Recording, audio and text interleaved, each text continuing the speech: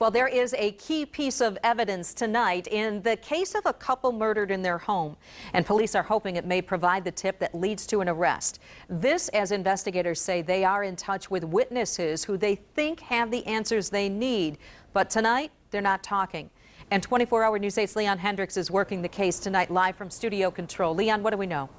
Sue, good evening. They're not talking. Police say a lot of that has to do with fear. They're afraid of the killer at large.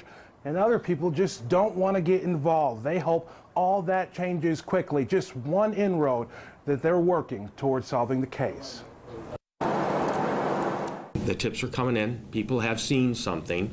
Other people know things, and we just need to speak to those people. A frustrating fact of life for the team of Kentwood detectives hard at work to close a big case. People keeping secrets that they need to provide justice for a grieving family and peace to a startled community. Kentwood Police Chief Tom Hillen, new as Kentwood's top cop, not lost on just how big the case is and why it's captured the concern of the masses. It's just so tragic. What threat did they pose to anybody for them to meet such a tragic death? The day brought new details and new evidence to light as police work several inroads toward resolving this case. As they wait for evidence to be processed for perhaps DNA and fingerprints at the crime lab, they're pressing other leads and other people who they've been in touch with. They know a crime has occurred. They know something terrible happened. We just need them to do the right thing. Police also released a photo of this key evidence, an orange Home Depot bucket that may have been used to carry a flammable liquid poured on the Bouwman's car before it was set ablaze behind a Wyoming apartment building. Perhaps someone saw an odd sight somewhere of someone filling the 5-gallon drum with gasoline.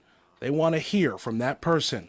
Police also gave a hint that developments about what these perpetrators may look like are in the works. We may have something like that tomorrow. It just depends on how cooperative we can get some of the witnesses to participate. Witnesses who they hope will realize just how horrible the crime that happened here was and decide to do something to help bring a killer to justice. The right thing is to step forward and say something. And some interesting points of our conversation with the chief today. Certainly no sense of desperation in his tone, but rather confidence. He seems like he's quite sure that they'll be able to crack this case. We'll continue to follow the developments. Reporting in Studio Control tonight, Leon Hendricks, 24-hour News 8.